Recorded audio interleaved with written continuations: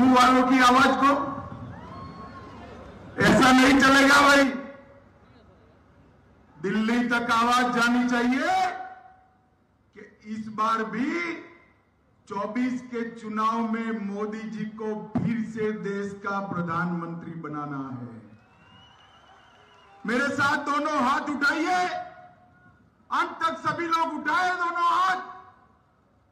24 में 300 से ज्यादा सीटों के विजय के संकल्प की मुट्ठी बींचिए और प्रचंड आवाज से बोलिए, भारत माता की, भारत माता की, भारत माता की।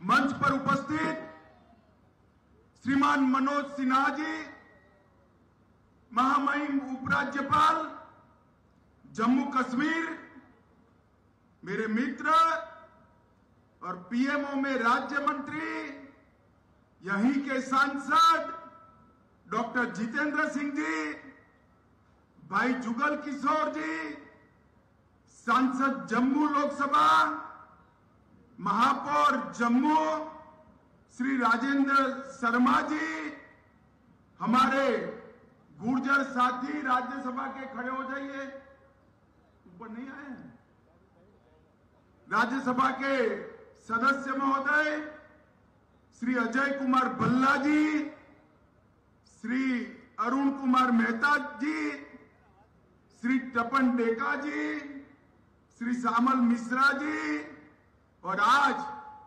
इतनी चिलचिलाती धूप में इतनी बड़ी संख्या में आए हुए प्यारे भाइयों बहनों माताओं और मेरे जिगर के टुकड़े जैसे युवा मित्रों, आप सभी को सबसे पहले मेरा राम राम प्रणाम। आज फिर एक बार ये मंदिरों की नगरी में आने का मुझे मौका मिला है। उस वक्त मैं सबसे पहले मां वैष्णो के चरणों में प्रणाम कर मेरे श्रद्धा व्यक्त करना चाहता हूं। भाइयों और बहनों, आज 23 जून श्यामा प्रसाद जी का बलिदान दिवस है। हम सब जानते हैं, पूरा देश जानता है, आज पश्चिम बंगाल अगर देश के साथ जुड़ा है तो वो श्यामा प्रसाद मुखर्जी के कारण जुड़ा है। और पूरा देश जानता है कि आज फिर से एक बार जम्मू कश्मीर में पूरा भारत के साथ जुड़ा हुआ है। धारा 370 निरस्त हुई है तो इसका एकमात्र कारण श्यामा प्रसाद जी का बलिदान और उनका हौसला और संकल्प। ये महापुरुष ने 1953 में देश के उद्योग मंत्री के नाते इस्तीफा दिया। जब धारा 370 इंट्रोड्यूस हुई, इसका विरोध किया और कहा इस देश में 2 विधान 2 निशान 2 प्रधान नहीं चलेंगे। और इसके लिए सत्याग्रह करते करते जम्मू कश्मीर तक पहुंचे। धोखे से अरेस्ट कर लिया गया, परमिट नहीं है करके। अरे भला अपने देश में जाने के लिए कौन सी परमिट? और हम सब जानते हैं कि इनकी हत्या कर दी गई। आज श्यामा प्रसाद जी का बलिदान दिन है, मगर मैं जानता हूं श्यामा प्रसाद जी की आत्मा जहां पर भी होगी बड़े सुकून के साथ होगी, क्योंकि 5 अगस्त 2019 को मोदी जी ने धारा 370 को निरस्त कर दिया है। और मित्रों, श्यामा प्रसाद मुखर्जी और डॉक्टर पंडित प्रेमनाथ डोगरा, ये दोनों ने हमारे जम्मू कश्मीर को भारत माता का मुकुटमणि बनाने के लिए जो योगदान दिया है, इसके लिए न केवल जम्मू कश्मीर, पूरा देश ये दोनों महामानवों के हमेशा के लिए ऋणी रहेगा, उनके ऋण का स्वीकार करके। मित्रों, आज कई सरकारी कार्यक्रमों के लिए आज मैं यहां आया हूं, तब मोदी जी की सरकार के 9 साल समाप्त हुए हैं। ये 9 साल में भारतीय जनता पार्टी अभी एक महाजन संपर्क अभियान चला रही है। वो जनसंपर्क अभियान में हमने 9 साल में देश कहां से कहां पहुंचा, इसकी बात करनी है। मित्रों, मैं एक ही बात करता हूं, मोदी जी ने 12 लाख करोड़ के घपले, घोटाले, भ्रष्टाचार वाली यूपीए सरकार की जगह 9 साल तक नरेंद्र मोदी जी की सरकार पर कोई भी भ्रष्टाचार का आरोप तक नहीं कर सकता, ऐसी सरकार चलाई है। और इस देश में से भ्रष्टाचार को हमेशा के लिए तिलांजलि देने की शुरुआत की। उन्होंने इस देश का गौरव बढ़ाया है, इस देश का उत्कर्ष किया है और इस देश के 60 करोड़ गरीबों के जीवन में ढेर सारी सुविधाएं, जिसका गरीब आदमी 70 साल से राह देख रहा था, उसको पहुंचाने का काम प्रधानमंत्री नरेंद्र मोदी जी ने किया है। आज यहां पर 84 करोड़ की लागत से 3 उद्घाटन हुए, जिसमें मेन बक्सीनगर में बोन एंड जॉइंट हॉस्पिटल का निर्माण, ग्रिड स्टेशन का उद्घाटन और डोगरा चौक से केसी चौक तक बड़ी सड़क का उद्घाटन। इसके साथ साथ 309 करोड़ की लागत से शिलान्यास भी हुआ है, जिसमें CFSL 100 करोड़ की लागत से बनने जा रही है। मित्रों, आज मैं इतना ही कहना चाहता हूं कि मोदी जी के नेतृत्व में जम्मू कश्मीर विकास के रास्ते पर चल पड़ा है।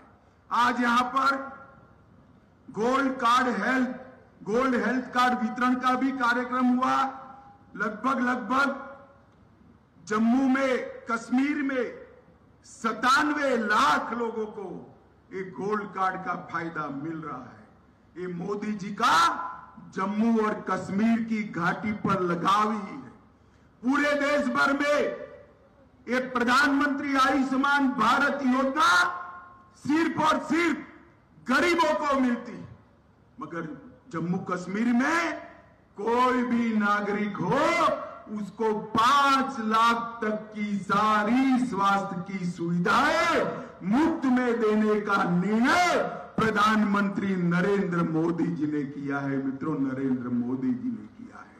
और हर रोज 2 करोड़ का भुगतान जम्मू कश्मीर सरकार इस पर कर रही है, हर रोज 2 करोड़ का भुगतान। और आज ये आगे जाएगा, आगे बढ़ेगा। अभी तिरुमला तिरुपति देवस्थानम का मंदिर का भी यहां पर शुभारंभ हुआ है। इस सभा के बाद मैं जाऊंगा और वहां पर अपनी श्रद्धा व्यक्त कर आगे घाटी के लिए निकलूंगा। मित्रों, मोदी जी के नेतृत्व में नया जम्मू कश्मीर बन रहा है। एक जम्मू कश्मीर में सालों तक 3 परिवारों का शासन रहा, सालों तक, और धारा 370 के कारण जम्मू कश्मीर में विकास नहीं हुआ। 42,000 लोग आतंकवाद की भेंट चढ़ गए और ये लोग कहते हैं हमें धारा 370 संभाल के रखनी चाहिए। मैं पूछना चाहता हूं अब्दुल्ला और मुफ्ती को कि भैया, ये 42,000 लोग मारे गए, कौन जिम्मेदार है? शासन तो आपका ही रहा, ये 3 परिवार ने ही शासन किया। नरेंद्र मोदी जी के नेतृत्व में यहां पर आतंकवाद पर संपूर्ण नकेल कसने का काम भारतीय जनता पार्टी की सरकार ने किया है। मैं आगे इसका आंकड़ा दूंगा। आज यहां पर बहुत सारे गुर्जर भाई भी दिखाई पड़ते हैं, ढेर सारे पहाड़ी भी आए हुए हैं, मुझे बताओ भाई, ये धारा 370 न जाती तो आपको आरक्षण का फायदा मिलने वाला था कभी? क्या बोलिए, मिलने वाला था? कभी हमारे दलित भाइयों को, आदिवासी भाइयों को फायदा न मिलता? हमारी माताओं बहनों को फायदा न मिलता? धारा 370 गई, ये सारे पिछड़े और वंचित लोगों को आरक्षण का फायदा होगा ना, पहाड़ी का गुर्जर का जाएगा और पहाड़ी को मिलेगा। गुर्जर का भी नहीं जाएगा, 1% भी कम नहीं होगा और पहाड़ियों को भी अपना अधिकार मिलेगा। ये न्याय नरेंद्र मोदी जी ही कर सकते हैं। मित्रों, कई सारे शैक्षिक नौकरियों में आरक्षण हुए, एसटी समुदाय के लिए विधानसभा में भी आरक्षण हुआ, दलित समुदाय के लिए भी आरक्षण हुआ। ये सारे बदलाव नरेंद्र मोदी जी के कारण आए हैं। अभी अभी मैं एक बार देख रहा था, एक आतंकवादी घटना हुई, महबूबा जी जोर जोर से बोलने लगी, कहां गया आतंकवाद? मुफ्ती मैडम और अब्दुल्ला साहब, मैं आपको जवाब देना चाहता हूं।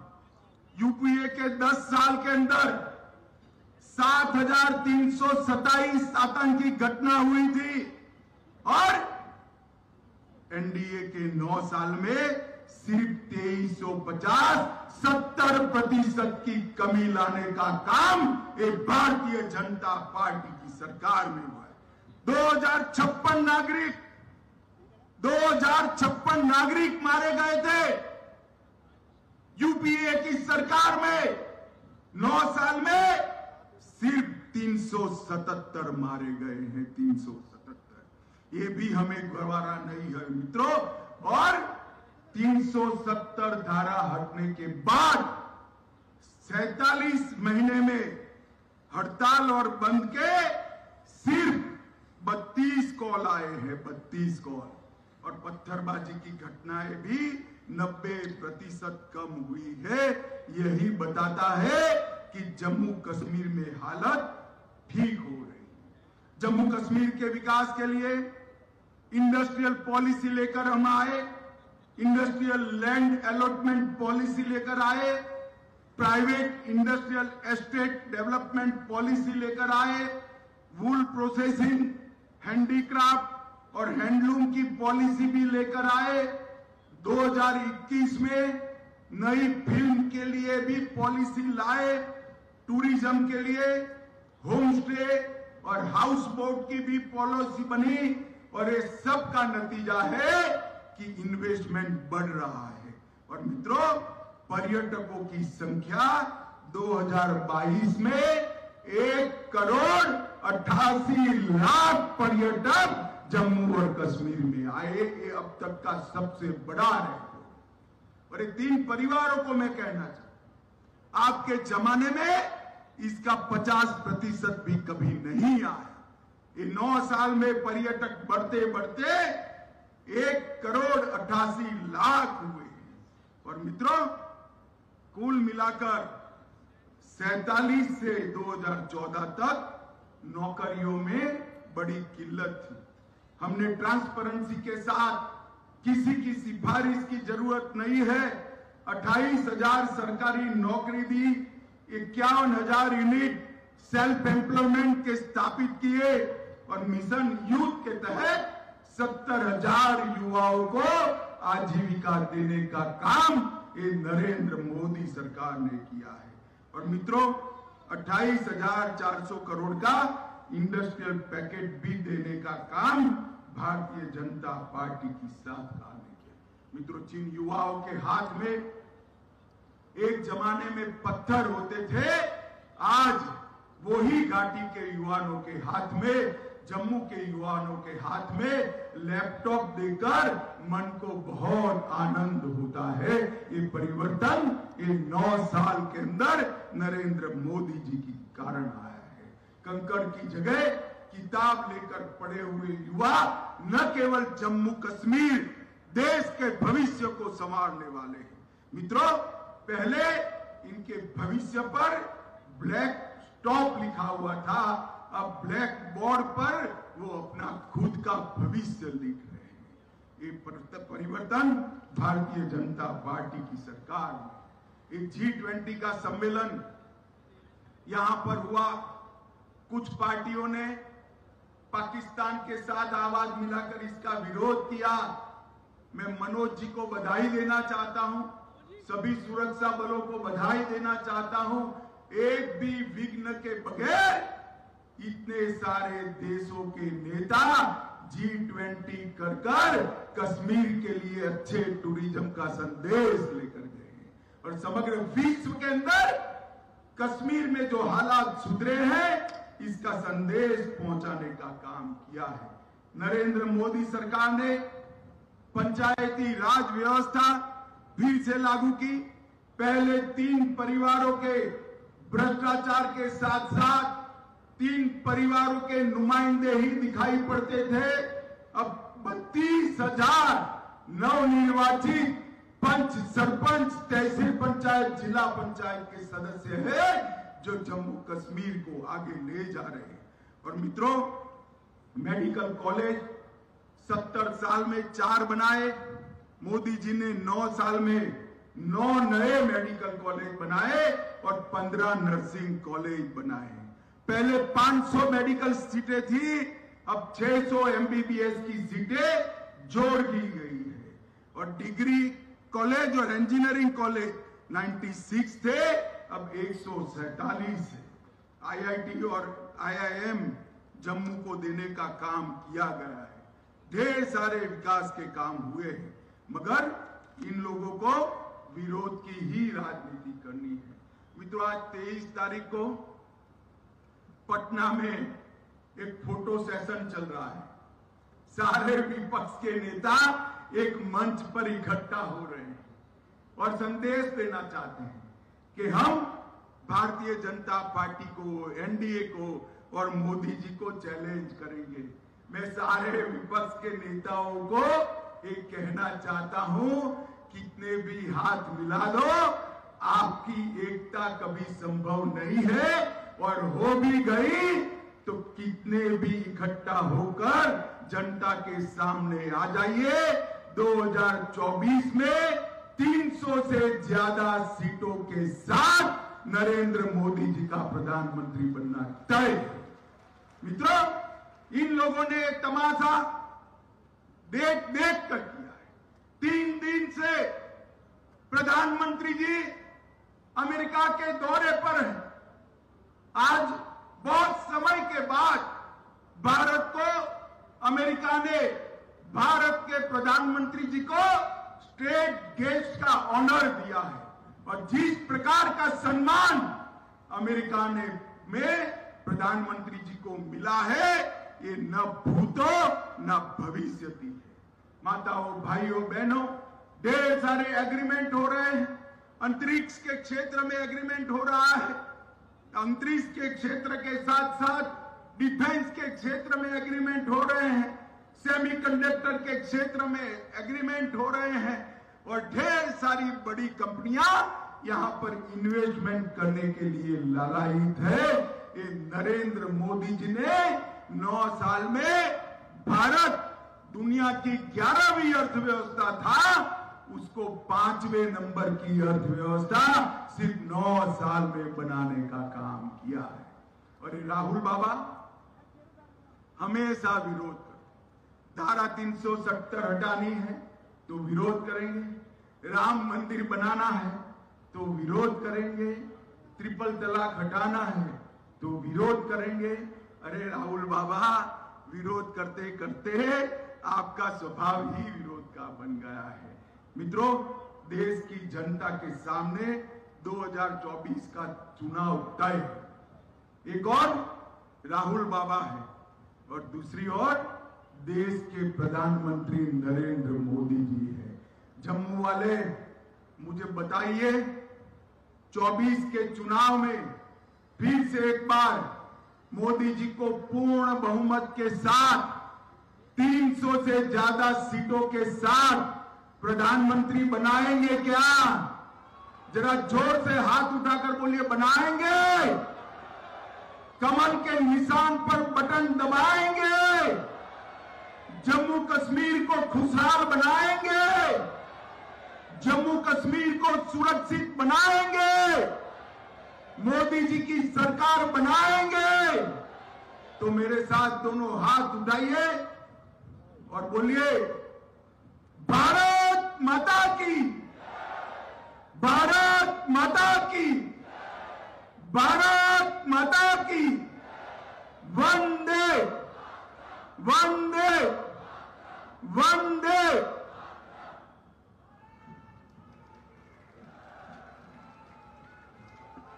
आज के इस सफल आयोजन के लिए मैं माननीय गृह मंत्री श्री अमित शाह जी, केंद्रीय मंत्री डॉक्टर जितेंद्र सिंह जी, महामहिम उपराज्यपाल श्री मनोज सिन्हा जी एवं सभी आगंतुकों, आयोजकों, सुरक्षा कर्मियों, मीडिया बंधुओं एवं अधिकारियों का हार्दिक आभार व्यक्त करते हुए धन्यवाद।